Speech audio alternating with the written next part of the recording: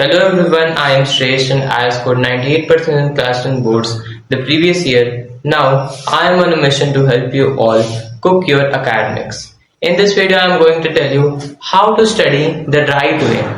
Most of you study, everyone studies, but very few of you or none of you study the right way. None of you know how to study the right way. And that is the topic of the video, how to study the right way. So, studying was never meant to be a hectic job. Studying was never meant to be a work of tedious work. It was never meant to be a work in which people procrastinate. People would love to study, but the concept of study we have today has just changed a lot. Studying means mugging up things, getting good grades. Mugging up A plus, good grades. Is it study? No. Studying was meant to make the student consume knowledge. Consuming knowledge. Consuming knowledge.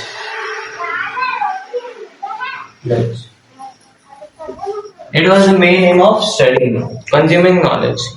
And now, once you start to see studying as a motive to consume knowledge, you no longer end up mugging up things. You now have conceptual clarity. Conceptual clarity. Studying the right way yields conceptual clarity and not just mugged up things. No. Study in a way that it gives you conceptual clarity, and this conceptual clarity will help you in the longer run. If you want to be someone, you have to have conceptual clarity. Now, topic is how to study the right way. I'm going to tell you by starting with a case study, and this case study is quite interesting. See, what happened is that we have a case study. We have three students, say S1, S2 and S3. We have three students, and now all the three students are preparing for the same exam. They have the same material available, they have the same resources, they live in the same place. But what the difference is that they choose to study in a different pattern. See. Student 1 was made to, look, there is a material, say, all the students have same material. They have to learn from that material and write in the exam. Student 1 was made to just look at material. Looking means, so student 1 was made to just do all these things. Was made to look upon the things. Look upon means reading, watching lectures, highlighting the text, going through the notes. This includes looking upon the text. So, student 1 was made to just do all these things. Was made to look upon the things. Look upon means reading, watching lectures, highlighting the text, going through the notes. This includes looking upon the text. Student 2 was made to look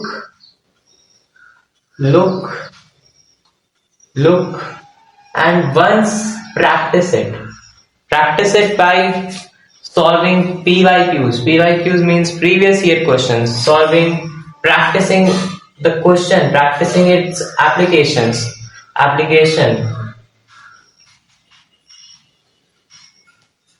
And this means practicing. This means reading, watching lectures, highlighting. And student 3 was made to look once, just once, and then 3 times practice. Practice, and practice. You know what were the results? In the examination, while going to the examination, the most confident was the first student who was sure, I have read the chapter 4 times. I cannot do a single error. So student 1 was most confident. Student 2 was average. He is good. I have read the text 3 times. I have practiced also.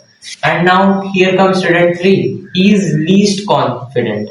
least confident. Why? Because he thinks he has read the chapter once and then he is practicing. And what do you expect? Once you practice things, once you practice PYQs or anything, any questions, you have read only once. So you are bound to make mistakes. You have learned the chapter only one time. So you are forced, you are bound to make mistakes. You cannot just read the chapter one time and make no mistakes. You read the chapter one time, you make mistakes solving previous year questions, then you again make mistakes solving, you again make mistakes practicing. And these mistakes, student 3 did a lot of mistakes. And these mistakes led to the least confident student. That's why he was the least confident student. Up now, we all know that mistakes leads to success. These mistakes made the student 3 aware of his weak points. These mistakes covered the loopholes. These mistakes made the student 3 learn in a better way. So when the exam results came out, the student once the result of student 1 was least, student 2 performed average, and student 3 performed exceptionally well. He outperformed all of them. All the 3 students were outperformed by this student who was the least confident, who did a lot of mistakes, who just read the text one time and practiced 3 times. Why it happened? This was because of one thing, and that is practice. And there is a scientific explanation to that. You read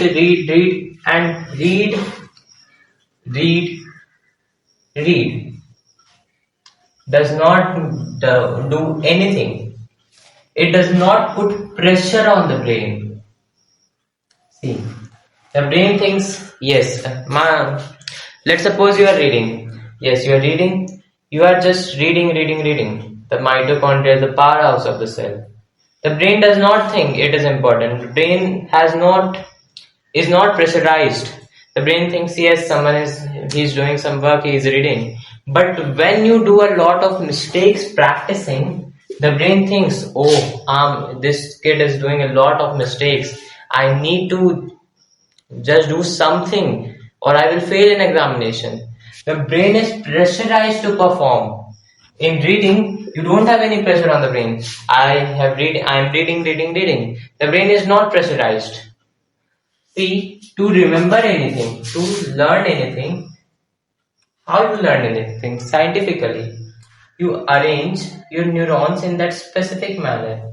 Arranging neurons.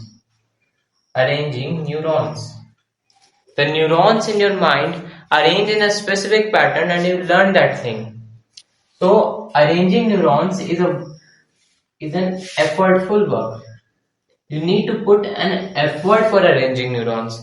And just reading, highlighting, watching lectures don't make the neurons arrange in that specific manner. You need to put pressure on neurons. You need to put pressure on brain. And how you put pressure is by practicing. You force the brain to think. Yes, I read that text. There was an answer to that in this para. Yes, I remember that. And this way you put pressure on the brain. And this pressure leads to exceptionally well result. This pressure leads to conceptual clarity.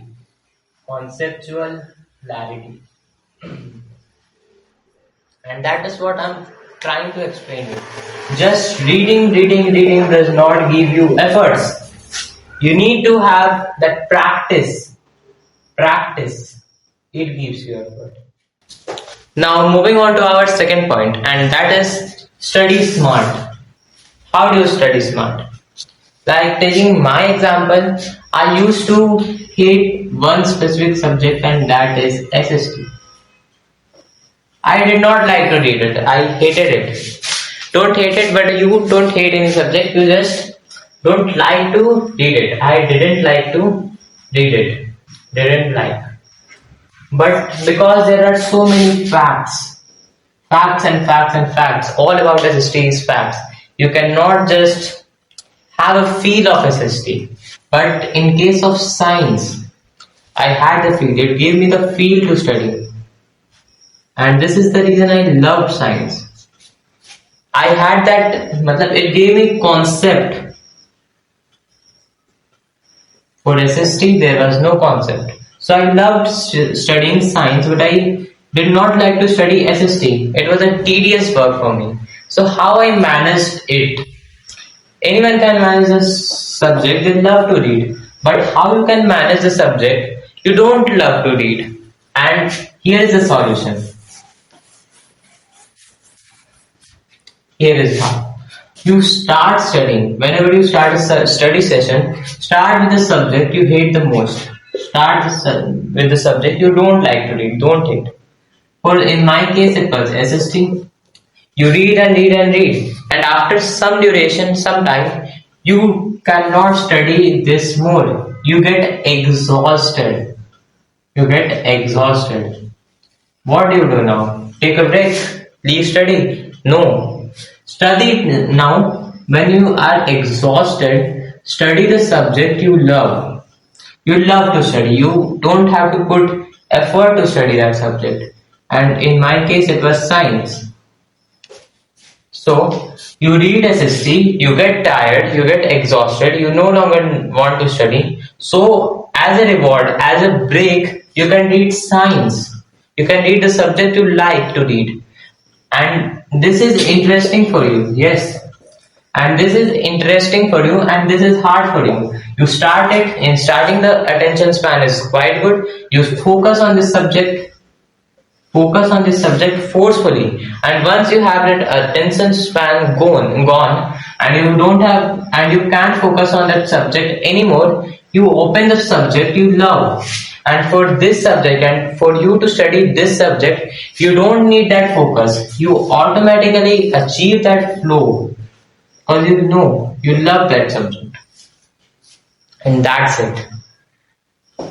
Study smart, and that is another tip. It was first part of study smart tip. Second part is that use your peak hours, productive hours. Every person peak hours.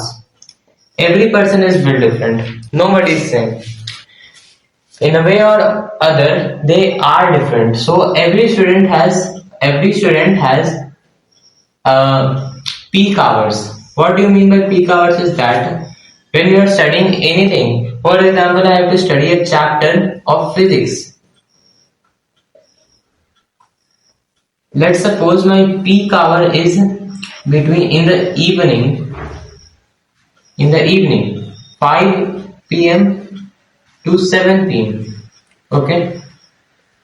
In the evening, my peak hour lies. Now, for physics, I need to study one chapter.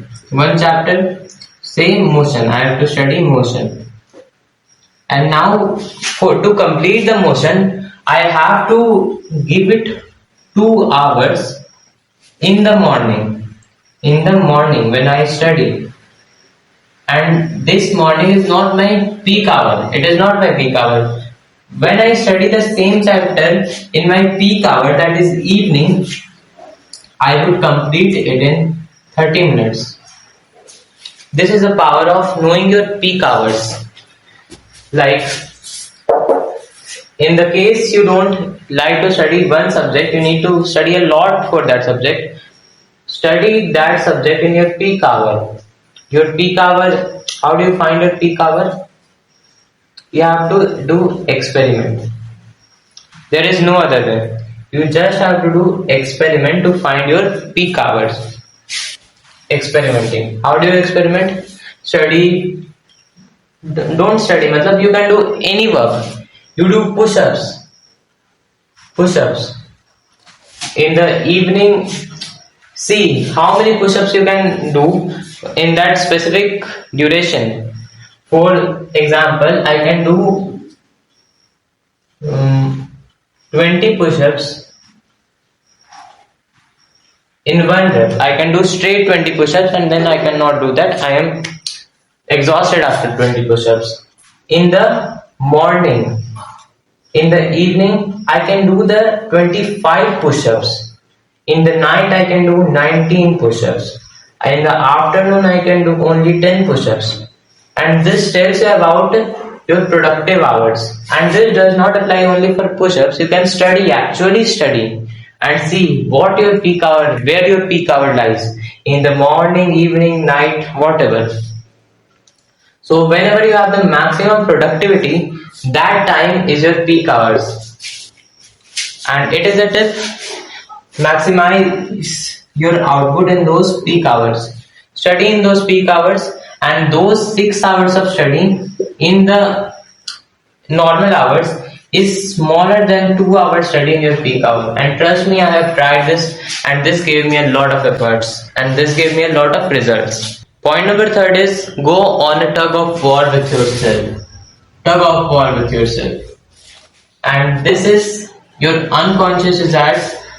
The rope game of tug of war is going on between the unconscious desires and the productive important tasks which you have to do. So now let's see what do you mean by this unconscious desire. I have a scenario created. Let's just go through that scenario first. Suppose it's 8:03. No, you had to study from 8 a.m. in the morning. You had a routine. 8 a.m. in the morning you had a study session. Now, suddenly you come to the bed, study table, and then see, it's 8:04 a.m. I got late. So let's start on or at 8:15. Exactly 8:15. Round off. 8:15 a.m. Till then, during this duration, I can rest, I can scroll reels and whatever. So this is your unconscious desire. You could study at 8:04 a.m. itself, but you chose to study at 8:15, and this desire was not a result of your conscious mind. You thoroughly studied and analyzed something, and then you came on the conclusion, yes, I need to study at 8:15. No, automatic voice came in your mind. It's 8:04 a.m. I should start at 8:15 a.m. And that is what unconscious desire seems like. We have another scenario. So let's just go through that. The scenario is you come to home after a long day of school and now you have test tomorrow. So you need to study for that test, right? You come to home after school, you need to study for the test, but as soon as you reach your home, this was the mindset you had on your way, on your path to your home from school. But once you reach home, you think, oh, I have been exhausted all day long school. I should take some rest and then study. And this is your unconscious desire. This is unconscious desire. You don't need that. That is totally wrong. But you are human. You get those unconscious desires. But what can you do is that you just need to go on a challenge with yourself. Every time you get one desire such like that, you need to question that desire. Is it me controlling my brain or my brain is controlling me? You need to have that egoistic mindset within you. Ego. It is one of the most important things for a human. Not that extreme ego, but ego is necessary. In what sense? You get that one unconscious desire, I should take some rest and then study. But challenge it. Challenge the decision. Ask yourself, is it me actually?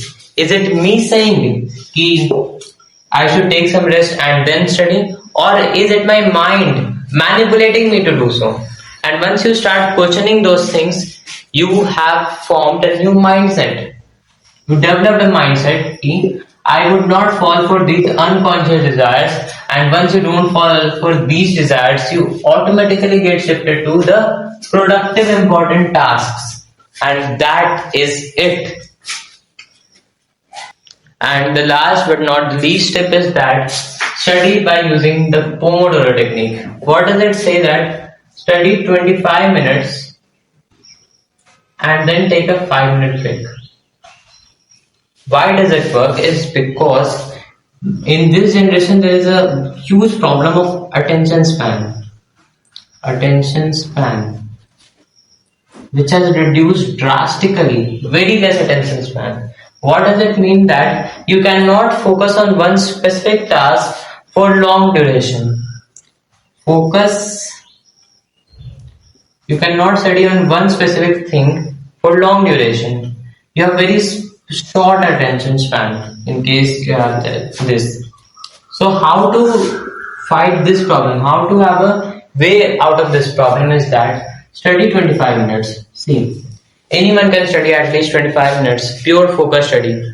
Study 25 minutes and then take a 5-minute break.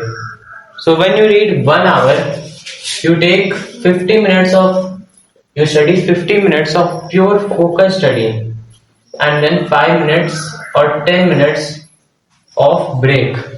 And in this way, you study 50 minutes of pure focus session. Or else, if you read 1 hour straight, you will not be focused. This will be very unproductive. But this is productive. And yes, that's it for the video. I have many more study techniques, and those techniques are for the thing that how to study when you don't want to study anymore. Those tips. If you want to make a video on that specific topic, do let me know in the comment sections. Till then, stay connected, stay hard. Bye.